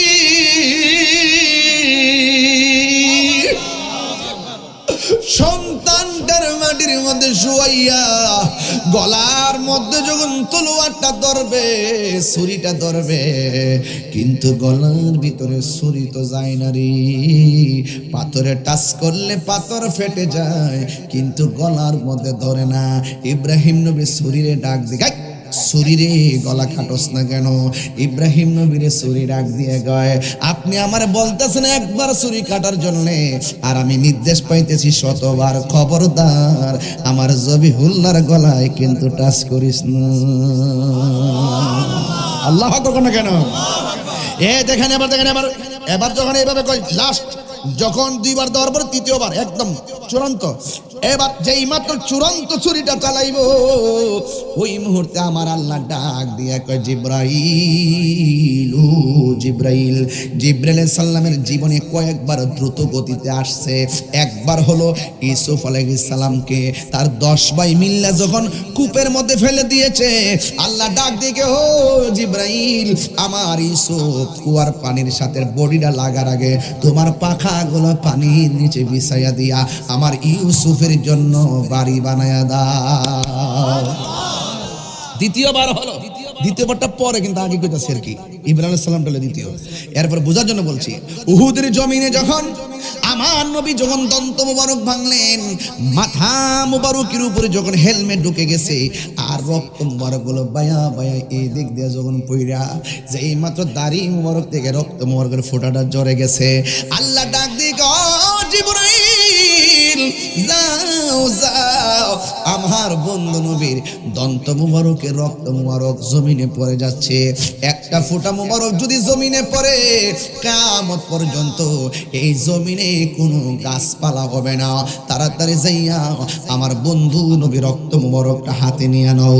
জিবরাইল সাল্লাম তৃতীয়বার যে আসলেন দ্রুত গতিতে আমার নবীর রক্ত মুবারকটা নেওয়ার জন্য। আর তৃতীয়বার হলো ইব্রাহিম আলাইহিস সালাম যখন তিনি গলার মধ্যে ছুরি চালাইব, ছুরিটা গলায় যাওয়ার আগে আল্লাহ বলে, হো জিবরাইল জান্নাত থেকে একটা দুম্বা লইয়া আমার ইব্রাহিমের কাছে যাও। এবার ওই দুম্বাটা লইয়া রওনা হইছে।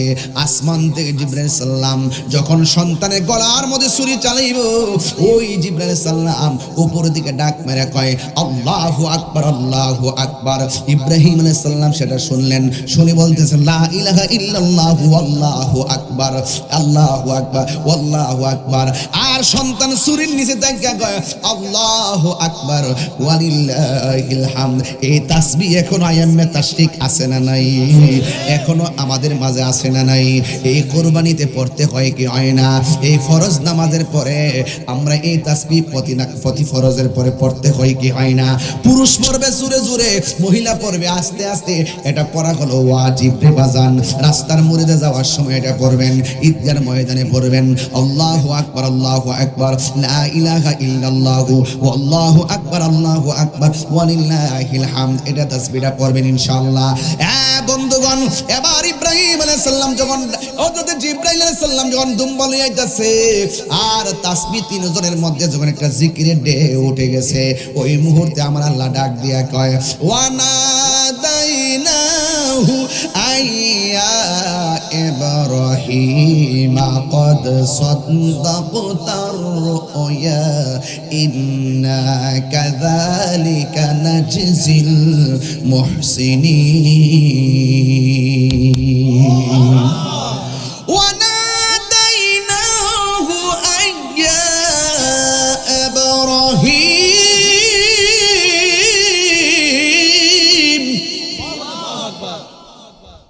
قد صدقت الرؤيا إنا كذلك نجزي المحسنين আল্লাহ বলে ও ইব্রাহিম قد صدقت الرؤيا তোমার স্বপ্ন সত্যই, যা দেখেছ আমি কবুল করেছি। তোমার স্বপ্ন আজ বাস্তবায়ন হয়েছে, তোমার স্বপ্ন সত্য হয়েছে। এভাবেই আমি আল্লাহ প্রেমিকদেরকে প্রতিদান দিয়ে থাকি। মদিনার পাগল আমি, নবীজির পাগল আমি, মদিনার পাগল আমি, নবীজির পাগল। মদিনারি দুলবালি মোর, মদিনা দুলবালি মোর নয়নের কাজল আমি, মদিনার পাগল আমি, নবীজির পাগল আমি, মদিনার পাগল আমি, নবীজির পাগল। আমার জিকির নবী নবী, দুই চোখে মদিনার ছবি। আমার জিকির নবী নবী, দুই চোখে মদিনার ছবি। আমার জিকির নবী নবী,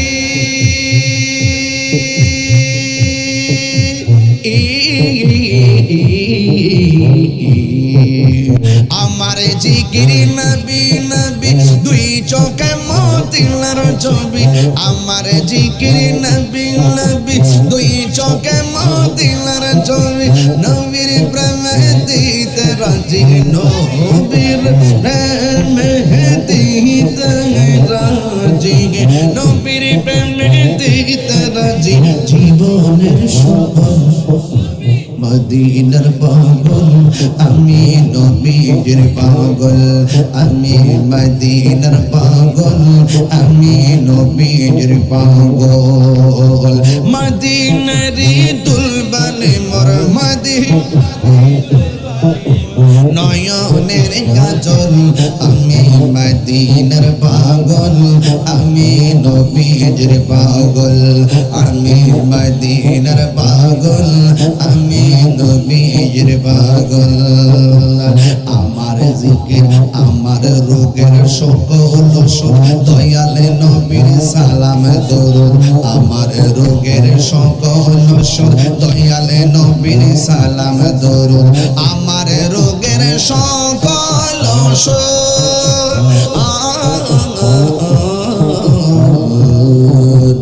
আমার রোগের সকল সুখ দয়ালে নবীর সালাম দরুদ ভক্তি চিতে পড়ি যখন ভক্তি চিতে পড়ি যখন ভক্তি চিতে পড়ি যখন অসুস্থ সবল আমি মদিনার পাগল আমি নবীজির পাগল আমি মদিনার পাগল আমি নবীজির পাগল মদিনার দুলবানি মোর মদিনার দুলবানি মোর মদিনার দুলবানি মোর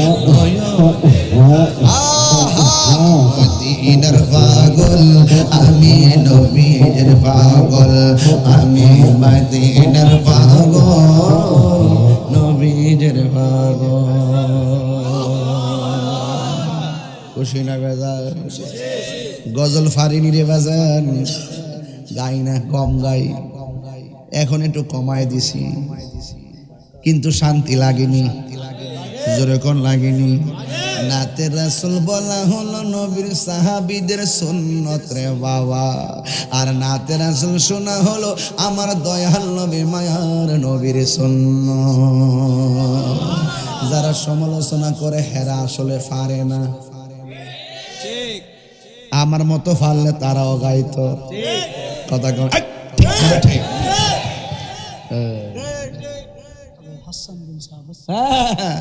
মারহাবা জোরে কোন কেন আপনাদের কি কষ্ট হয়েছে কষ্ট হচ্ছে এক ঠেলা 1.5 ঘন্টা কথা কইলাম মোটামুটি কষ্ট হইছে আপনাদের আর একটু সামনে যাই কষ্ট হবে আপনাদের তাইলে মাঝে মাঝে একটু শান গাইতাম মেরে বাজি মজা লাগেনি আরো জোরে কোন লাগেনি আমি কবে যাব রোজার কিনারে যাইতে মন চাইনিও কন্যা যাইতে মন চাইনি কার সা একটা হাত লড়াই রাখুন আমি কবে যাব রোজার কিনারে হাত মেসে গা সব পোল্টি খাইয়া হাতের গিরা বেদনা গেছে গা এটা কন্যা আমি কবে যাব রোজার কিনারে রোজার পাশে গিয়ে আমি রোজার পাশে গিয়ে আমি দেখিব নয়ন ভরে আমি কবে যাব রোজার কিনারে আমি কবে যাব রোজার কিনারে রাত্রি যখন শুইতে যায় নবীকে খুঁজে বেড়াই চোখের জলে বুক ভাসে নবীর দিদারের আশায় কবে যাব সোনার মদিনায় কবে যাব সোনার মদিনা আল্লাহ কই ইব্রাহিম এই দুম্বা কুরবানি করো জবাই করো কবুল তুমি না আমার হাজারে বলছো দাওয়াত খাইতে যাইবা সুবহানাল্লাহ কোনে গেলে তুমি না আমার হাজারে কইছো দাওয়াত খাইতে আইছো আমার হাজরা যদি যাওয়ার পরে বলে বাপে আর পোলাই মিল্লা খাইছো আমার জন্য কি আনছো দুম্বাটার জবাই কইরা একটা বাঘ নিজে খাইবা আরেকটা বাঘ আত্মীয় স্বজনরে দিবা আরেকটা বাঘ এতিম মিসকিনকে দিয়া দিবা এখনো সেই কুরবানি 3 বাঘ আছে না নাই আর জোরে কোন আছে না নাই আঙ্গ দেশে বাঘ করব দূরের কথা সব রান নিয়া ফ্রিজের ভিতরে কিসের ভিতরে? ফ্রিজের ভিতরে হান্দায় দেয়, রান কাটেও না, সব টুকরা টুকরা না, বরাবর পিস ভাগ্য। এখন অনলাইনে দিয়েছে প্যাকেট বাড়িছে, এখনই প্যাকেটের বুদ্ধি দিতেছে। প্যাকেট করে সুন্দর করে রেখে দিবেন, যেটা 3-4 মাস না, মানে একটা বছর যেন খেতে পারে। এই রোজার এই কুরবানি ঈদের গোশত যেন আগামী কুরবানি পর্যন্ত যায়। যা আছে হুজুরি বাসুরি যা আছে সব নিয়ে আসবে। কষ্ট লাগে ভাই, কষ্ট লাগে ভাই। বাড়ির পাশে কুরবানি করে নাই, আর সেই লোকটা কুরবানি রানটা বাইরে করে রান্না করে। আরে বোকা ছেলে, তুমি তো তোমার বাড়ির রান্নার গোশতের গান ওই পাশের বাড়ির যিনি কুরবানি দেন নাই এতিম মিসকিনে নাকে লাগার আগে তোমার দরকার ছিল তার বাড়িতে আগে গোশত পাঠিয়ে দেওয়া। হাত তুলে বলেন ঠিক না বেঠে? আমাদের সমাজ থেকে মানবতা উঠে গেছে, ইনসাফ উঠে গেছে, বিবেচনা উঠে গেছে। বরং একটা হাড্ডি একটা টুকরা নিতে আসলে একটা হাড্ডি দিয়া ধমক মারে, শেষ হয়ে গেছে। আসলে সব কিন্তু ফ্রিজের ভিতরে ঢুকাই দিছে। কথা কন ঠিক না বেঠে? সব নিয়ে ফ্রিজের ভিতরে ঢুকাই দিল। আপনার আওয়াজ করে বলুন, আমরা সুষম বন্টন নীতির আলোকে আমরা কুরবানির গোশত বন্টন চাই কি চাই না? আর ইচ্ছা করলে সব খাইতে পারবেন মিয়া, আপনাকে তো কিছু বিধান ফলো করতে হবে, ঠিক না বেটি? আপনি না দিয়া একটা হিলাইলে রাস্তা দাঁড়ে, তোরা খাইছ না, আমি খাই লাইছি। কারে কো জানেন যে কুরবানি দিছে না, হেরে কো এটা আল্লাহর গজব পড়ব। নতুন কাপড় পয়রা যদি যায় একটা, যে ব্যক্তি কাপড় কিনতে পারে না তার সামনে যদি যায়, এখন তোরা কাপড় কিনছত না, আমি কাপড় কিনা লাইছি, মস্তানি করে। ওই এরা 2 লাখ টাকা দিয়ে আনছে, আর আমি কি 2 লাখ দাঁড়লে কি চলে নাকি? 3 লাখ দান তৈরি, এটা ব্যবসা আর কি, মানুষে দেখাইবার লাগে। আচ্ছা, কুরবানির গোশত, কুরবানি কি মানুষ দেখাবার কিছু আছে? কারা সন্তুষ্টি করছে? ইব্রাহিম আলাইহিস সালাম। কথা কন না গেলে আল্লাহরে সন্তুষ্ট করতে যাই আর সন্তানের গলায় ছুরি চালাই দিছে। আমি কি মনে করেন ব্যাপারটা? এই ইতিহাসটা কি শুধুমাত্র গরু খাওয়ার ইতিহাস? আরে বেটা, বাজার থেকে হাট থেকে গরু কিনা আইন না, ওই পশুর গলার মধ্যে ছুরি চালাইয়া কুরবানি দেওয়ার আগে তোর মনের ভিতরে রিয়া নামক পশু আছে, হিংসা নামক পশু আছে, তাকাব্বুরি নামক পশু আছে। এই পশুটাকে আগে জবাই কর, তারপরে পশুর গলার মধ্যে ছুরি চালা।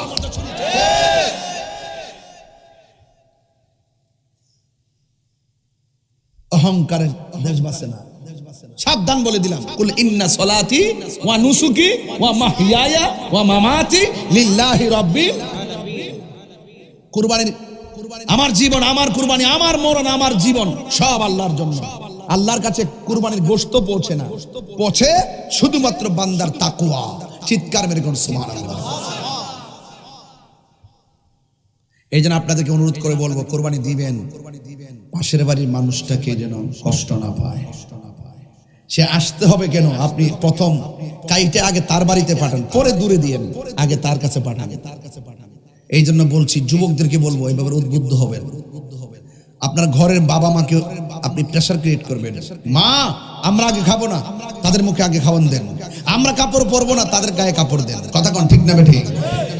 এই জন্য আল্লাহ আমাদের সকলকে বোঝার তৌফিক দান করুন, বলুন আমিন। 1:45 বেজে গেল। ছেলের একটা কাগজ দিয়েছেন, এই কাগজটা অনেক আগে এসেছিল। কমিটির ছেলেদের একটা মাত্র দাবি, আজান দেওয়া।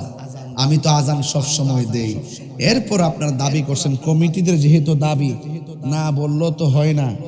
আর আপনারা অনেক সুন্দর করে আয়োজন করেছেন, আর আমিও চেষ্টা করেছি ধারাবাহিকভাবে আলোচনার একটা ফিনিশিং দিয়ে যাওয়ার জন্য। আপনারা বলুন, কুরবানি করব কার সন্তুষ্টির জন্য? তবে একটা কথা মনে রাখবেন, বাবা ট্যাবলেট খাওয়া যাবে না। কথা কোনো কিনলে গেলে ইয়াবা খাওয়া যাবে না, ফেন্সি খাওয়া যাবে না, গাঞ্জা খাওয়া যাবে না, আর সুদ তো খাওয়া যাবেই না। আমাদের দেশে সুদখোরের মুরিদ আছে কতগুলা। এই সুদখোরকে আমরা খুব নজরে রাখছি, উনি যেন বাহিরে যেতে না পারে। উনি অনেক হিসাব আমরা কাছে দিয়া যেতে হবে। অলরেডি হাইকোর্টে রিট করা হয়েছে, সামনে আরো কিছু তিলিসমতি আসবে।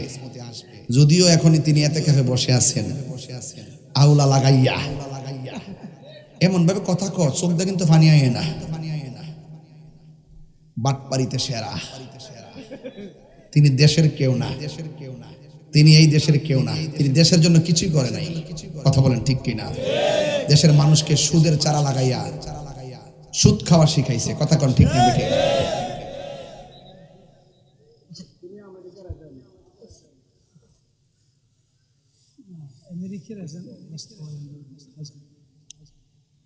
তিনি কিছু ফারুক আর না ফারুক শুকুরের মাংস আমদানির চুক্তিটা করছে। আর আমি চাইতাম যে প্রথম খাওয়ানটা ওনারে খাওয়াইতাম, আপনাকে শুকুরের মাংসটা খাইয়া টেস্ট করে দেন। কথা কোন ঠিক না বেঠিক? চলবো শুকুর ইউনুস, তার কাছে বাংলাদেশের মানুষ অনেক কিছু আশা করছিল। মনে মনে ভাবছিল আন্তর্জাতিক ফিলার যেহেতু এবার দেশ আন্তর্জাতিক ভাবে এমন সাজাইব, ও মাগমা আমার দেশে সব আরো ভাঙ্গে দিছে। কথা কোন ঠিক না বেটি? সবার যে আশা ছিল যে তিনি সবারই লইয়া দল বিদল যারা যেটা করছে সব মিলে লইয়া একসাথে প্ল্যাটফর্ম কইরা একটা শান্তির বাংলাদেশ গঠন করব আলোচনা সাপেক্ষে, মাগমা দেখলাম যে না, উনি তো এর কাজ করে নাই। উনি বরং যে উদ্দেশ্য যেভাবে সিস্টেম করে বলা যাবে না। হাইরে ও শুলকাটার বাবা,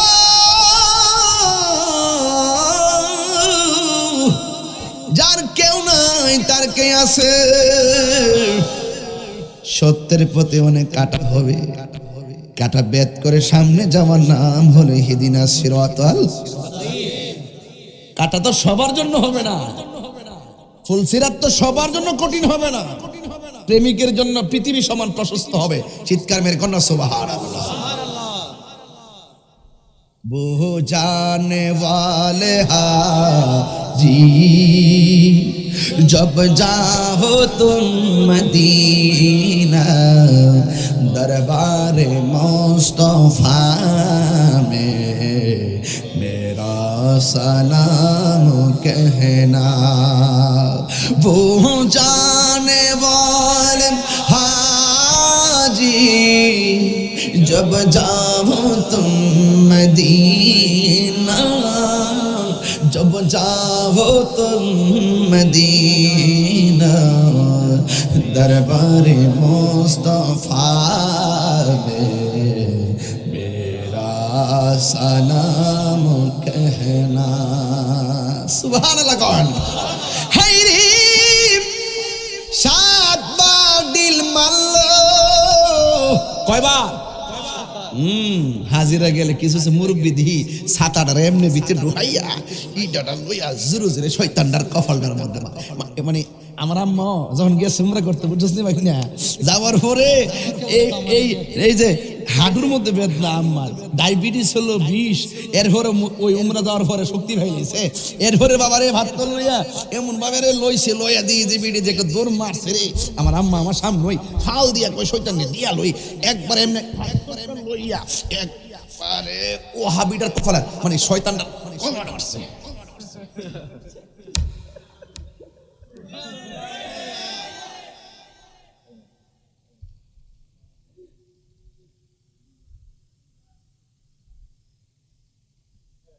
এখনো ইডা আসিনি, এটাই হজের হুকুম। দৌড়াদৌড়ি আসিনি, হজের হুকুম। বাবা শুধু খানকাত বয় হুকুম না, প্রেমের সাথে দৌড়াদৌড়িও হুকুম। আরে বড় কইরা কন্যা সুবহানাল্লাহ কন্যা গেলে গিয়া বলেন ইজ্জতের মালিক কে? সোজা চলে গেছে মিনার প্রান্তরে। সন্তানের বাপ একটা মাঠে, বাবা সন্তানরা কয় পুত্রে আমি চাইতেছি তোমার এখানে জবাইটা করবো, তুমি কি কয়? পুতে ডাক দিয়ে কে আব্বা আমি রাজি আছি, তবে জবাই করার আগে আমার চোখ দুইটা বাঁধতে হবে, পা দুইটা বাঁধতে হবে, হাত দুইটা বাঁধতে হবে। আমি না আপনার ফুলা, দীর্ঘদিন পোলারে দেখেও তো শখ মিটে নাই। আমার চোখের দিকে তাকাইলে আপনার মায়া লাগতে পারে, আর মায়া লাগলে আমার আল্লাহ বেজার হয়ে যেতে পারি। বাবা আমার চোখ দুইটা বেঁধে দেন।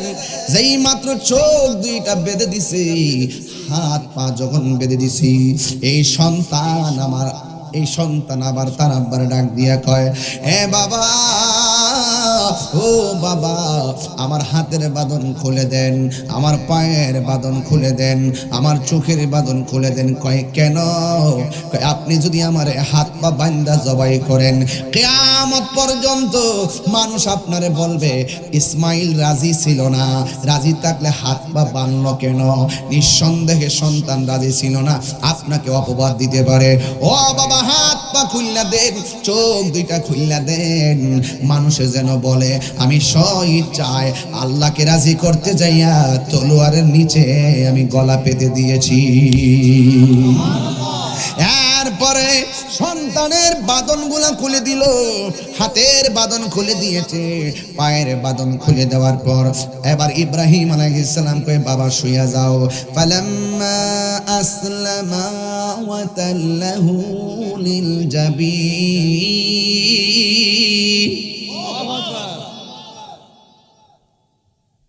فلما أسلما وتله للجبين,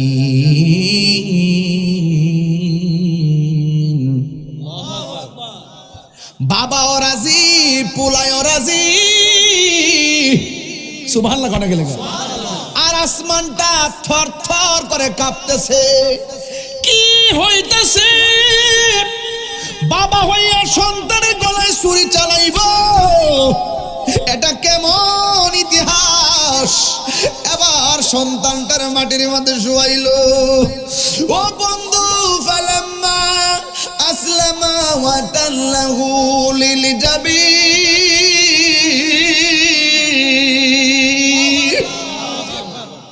সন্তানটার মাটির মধ্যে শুয়াইয়া গলার মধ্যে যখন তলোয়ারটা ধরবে, ছুরিটা ধরবে, কিন্তু গলার ভিতরে ছুরি তো যায় না রে। পাথরে টাচ করলে পাথর ফেটে যায়, কিন্তু গলার মধ্যে ধরে না। ইব্রাহিম নবী ছুরিরে ডাক দিয়ে, ছুরিরে গলা কাটস না কেন? ইব্রাহিম নবীরে ছুরি ডাক দিয়ে কয়, আপনি আমার বলতেছেন একবার ছুরি কাটার জন্য, আর আমি নির্দেশ পাইতেছি শতবার, খবরদার আমার জবিহুল্লাহর গলায় কিন্তু টাচ করিস না। আল্লাহু আকবার না কেন? দেখেন এবার যখন এইভাবে কয়, লাস্ট যখন দুইবার দেওয়ার পর তৃতীয়বার একদম চূড়ান্ত, এবার যেই মাত্র চূড়ান্ত ছুরিটা চালাইব, ওই মুহূর্তে আমার আল্লাহ ডাক দিয়া কয়, জিব্রাইল, ও জিব্রাইল। জিব্রাইল আলাইহিস সালামের জীবনে কয়েকবার দ্রুত গতিতে আসছে। একবার হলো ইউসুফ আলাইহিস সালামকে তার 10 ভাই মিল্লা যখন কূপের মধ্যে ফেলে দিয়েছে, আল্লাহ ডাক দিয়ে, ও জিব্রাইল, আমার ইউসুফ কুয়ার পানির সাথে বডিটা লাগার আগে তোমার পাখাগুলো পানির নিচে বিছাইয়া দিয়া আমার ইউসুফের জন্য বাড়ি বানায়া দাও। দ্বিতীয়বার হলো, দ্বিতীয়বারটা পরে, কিন্তু আগে কইতাছে আর কি, ইব্রাহিম আলাইহিস সালাম বলে দ্বিতীয়।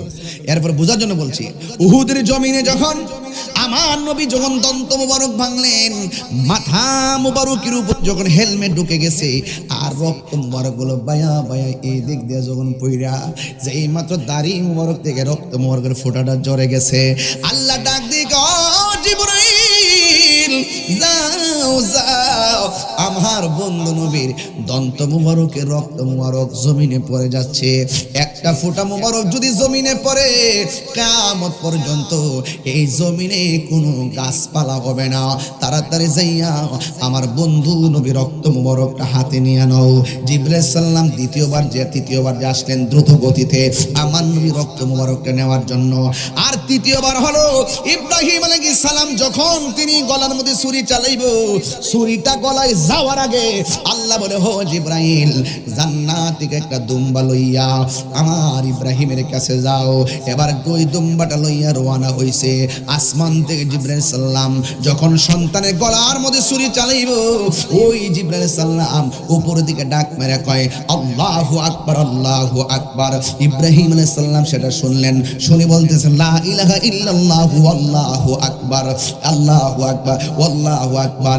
আর সন্তান ছুরির নিচে তাকিয়া কয় আল্লাহু আকবার ওয়ালিল্লাহিল হামদ। এই তাসবিহ এখনো আয়াম্মে তাশরিক আছে না নাই? এখনো আমাদের মাঝে আছে না নাই? এই কুরবানিতে পড়তে হয় কি হয় না? এই ফরজ নামাজের পরে আমরা এই তাসবিহ প্রতি ফরজের পরে পড়তে হয় কি হয় না? পুরুষ পড়বে জোরে জোরে, মহিলা পড়বে আস্তে আস্তে। এটা পড়া হলো ওয়াজিব রে বাজান।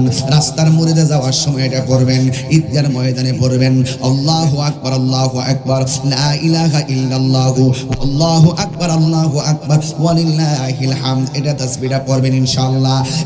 বন্ধুগণ, এবার ইব্রাহিম আলাইহিস সালাম যখন হযরত জিবরাইল আলাইহিস সালাম যখন দুম্বা লইয়া যাচ্ছে আর তাসবিহ তিনজনের মধ্যে যখন একটা জিকিরের ঢেউ উঠে গেছে, ওই মুহূর্তে আমার আল্লাহ ডাক দিয়া কয় ওয়ানাদাইনাহু আইয়া ইব্রাহিম قد صدقت الرؤيا إنا كذلك نجزي المحسنين وناديناه أن يا إبراهيم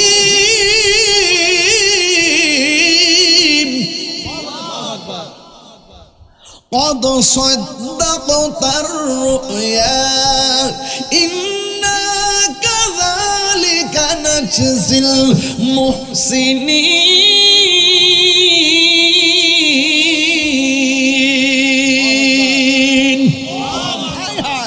আল্লাহ বলে ও ইব্রাহিম قد صدقت الرؤيا তোমার স্বপ্ন সত্যই, যা দেখেছ আমি কবুল করেছি। তোমার স্বপ্ন আজ বাস্তবায়ন হয়েছে, তোমার স্বপ্ন সত্য হয়েছে। এভাবে আমি আল্লাহ প্রেমিকদেরকে প্রতিদান দিয়ে থাকি। মদিনার পাগল আমি, নবীজির পাগল আমি, মদিনার পাগল আমি, নবীজির পাগল। মদিনারি দুলবালি মোর মদিনা দুলবালি মোর নয়নের কাজল আমি, মদিনার পাগল আমি, নবীজির পাগল আমি, মদিনার পাগল আমি, নবীজির পাগল। আমার জিকিরি নবী নবী, দুই চোখে মদিনার ছবি। আমার জিকিরি নবী নবী, দুই চোখে মদিনার ছবি। আমার জিকিরি নবী নবী,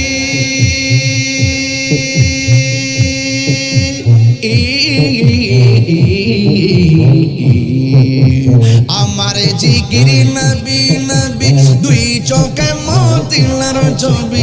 আমার জিকিরি নবী নবী, দুই চোখে মদিনার ছবি।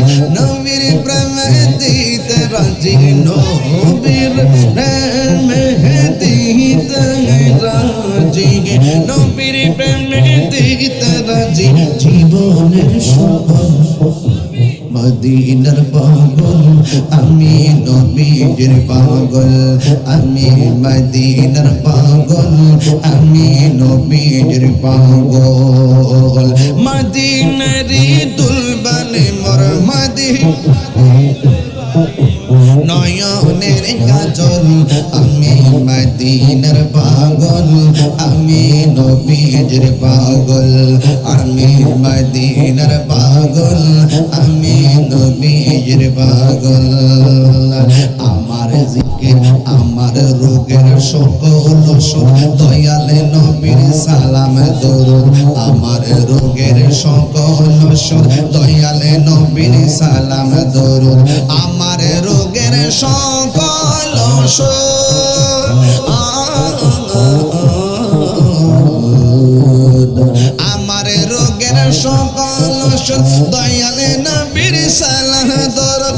ভক্তি চিতে পড়ি যখন, ভক্তি চিতে পড়ি যখন, ভক্তি নদীটিতে পড়ি যখন অসুস্থ শোভন আমি মদিনার পাগল আমি নবীর পাগল আমি মদিনার পাগল আমি নবীর পাগল মদিনার দুলবানি মোর মদিনার দুলবানি মোর মদিনার দুলবানি মোর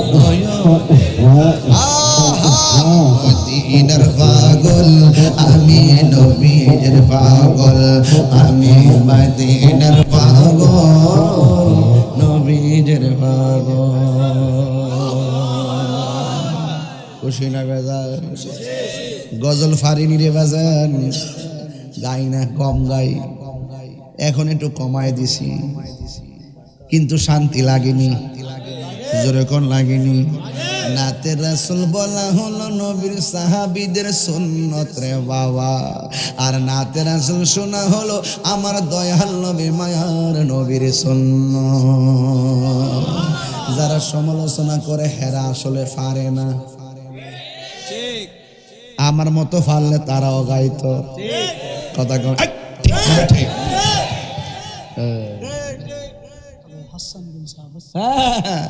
মারহাবা জোরে কর না কেন আপনাদের কি কষ্ট হয়েছে কষ্ট হচ্ছে এক ঠেলা 1.5 ঘন্টা কথা কইলাম মোটামুটি কষ্ট হইছে আপনাদের আর একটু সামনে যাই কষ্ট হবে আপনাদের তাইলে মাঝে মাঝে একটু শান গাইতাম মেরে বাজি মজা লাগেনি আরো জোরে কোন লাগেনি আমি কবে যাব রোজার কিনারে যাইতে মন চাইনিও